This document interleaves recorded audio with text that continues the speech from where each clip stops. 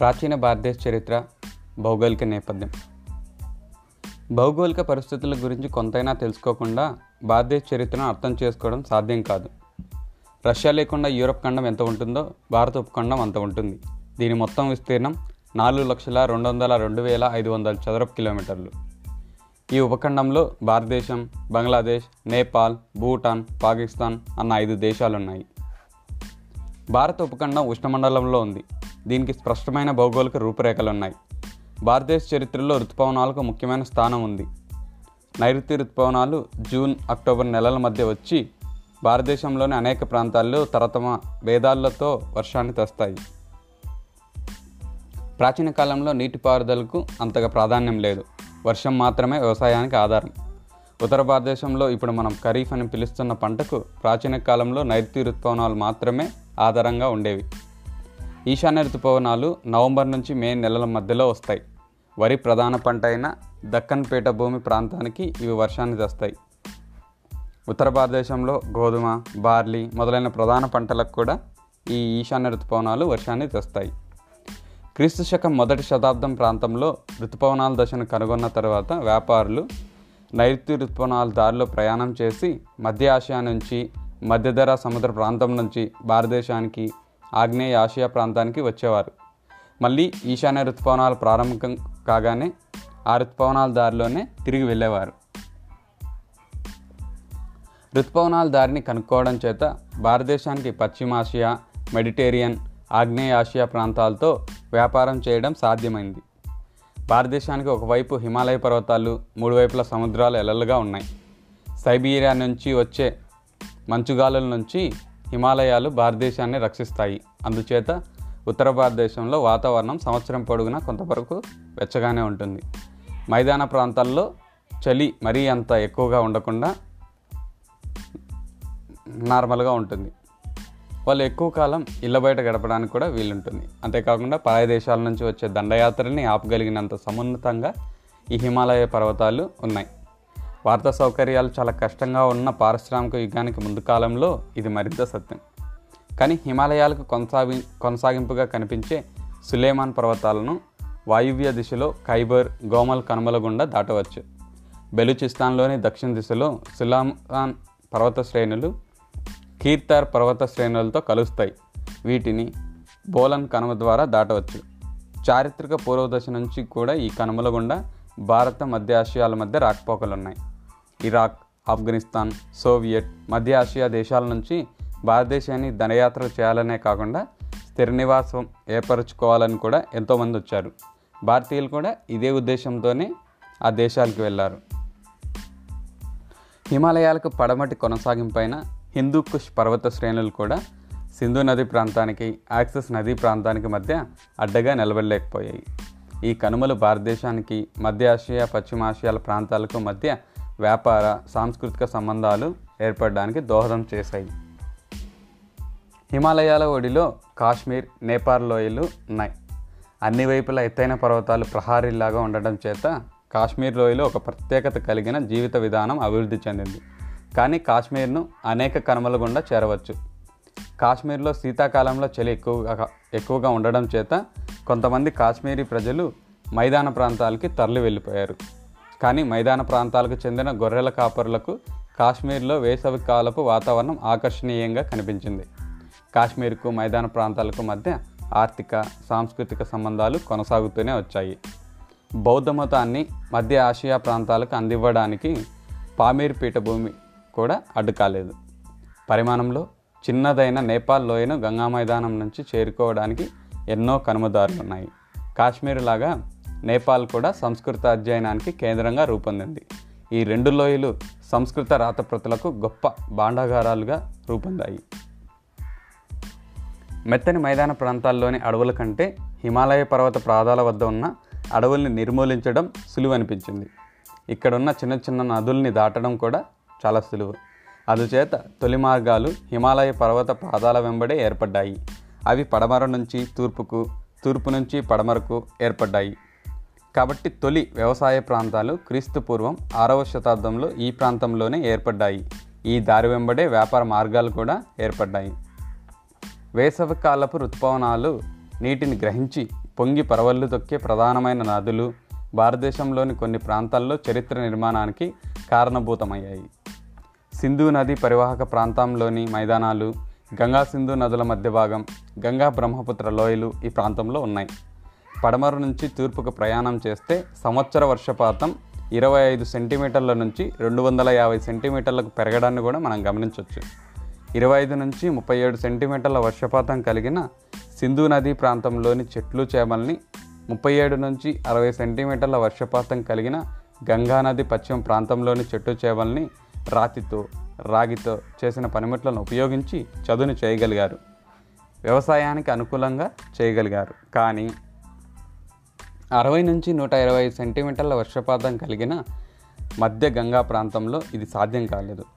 125 నుంచి 250 సెంటీమీటర్ వర్షపాతం కలిగిన దక్షిణ గంగా ప్రాంతంలోనూ బ్రహ్మపుత్ర ప్రాంతంలోనూ ఈ పని అసలే సాధ్యం కాలేదు.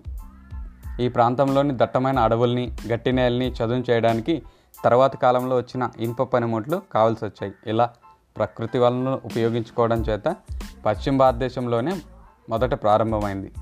జనం పెద్ద ఎత్తున స్థిర నివాసం ఏర్పరచుకోవడం పడమటి వైపు నుంచి తూర్పు వైపుకి కొనసాగింది. వ్యవసాయానికి అనుకూలంగా మార్చిన తర్వాత గంగా సింధు మైదానం విలువైన పంటల్ని అందించసాగింది. ఒకటి తర్వాత ఒకటిగా అనేక సంస్కృతులు ఉద్భవించడానికి దోహదం చేసింది. సింధు నదీ పరివాహక ప్రాంతంలోనూ, గంగా నదీ పరివాహక ప్రాంతంలోని పడమటి భాగంలోనూ ప్రధానంగా గోధుమలను, బార్లీ పంటలను పండించేవారు. మధ్య దక్షిణ గంగా పరివాహక ప్రాంతంలో వరి పండేది.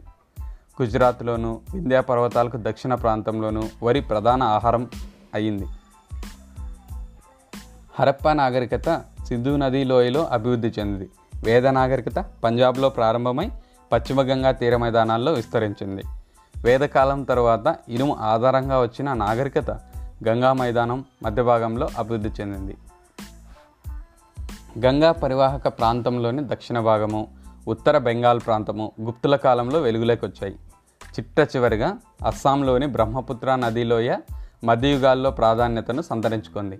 ఈ మైదానాలను, లోయలను తమ ఆధీనంలోని తెచ్చుకోవడం కోసం బలమైన శక్తులు పోరాటాలు చేశాయి. వీటిలో కూడా గంగా యమున మైదానం కోసం ఎక్కువ పోటీలు, పోరాటాలు జరిగాయి. నదులు వ్యాపారానికి, సమాచార ప్రసారాలకి వాహకాలుగా పనిచేశాయి.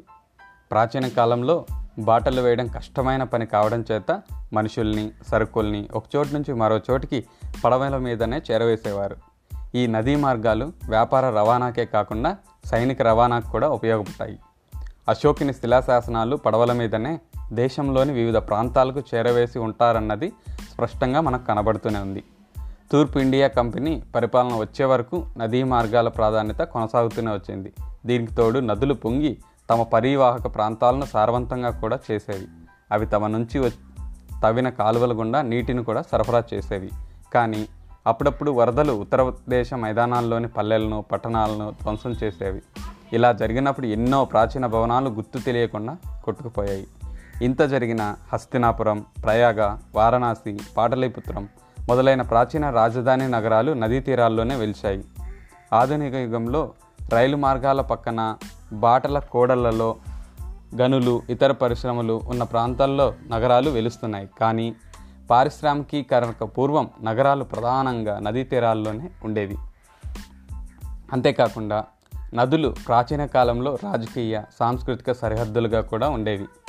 పర్వతాలు కూడా ఈ పని చేసేవి. అలా పీఠభూమి తూర్పు భాగంలో కళింగ ప్రాంతం మహానదికి దక్షిణంగా, గోదావరికి ఉత్తరంగా ఉండేది. అలాగే ఆంధ్ర ప్రాంతం గోదావరి, కృష్ణానదుల మధ్య ఉండేది.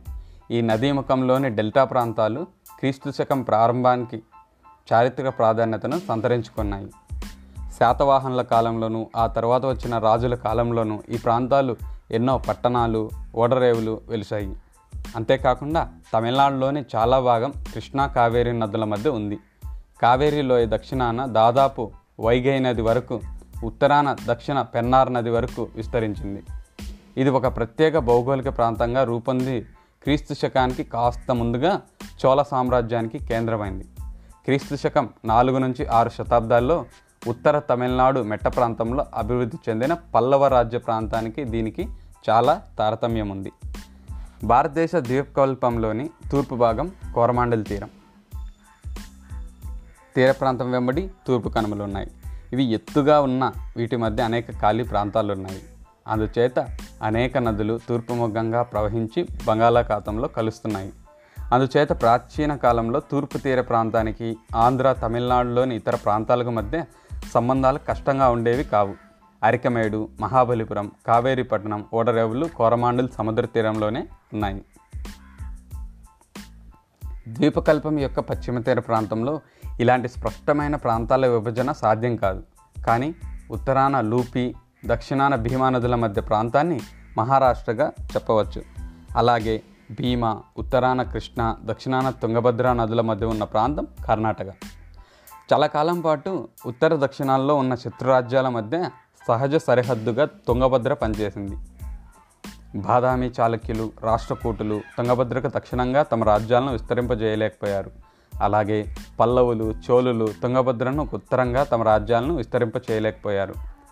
భారతదేశం యొక్క నైరుతి తీరం వెంబడి ఉన్న ప్రాంతమే ఆధునిక కేరళ రాష్ట్రం.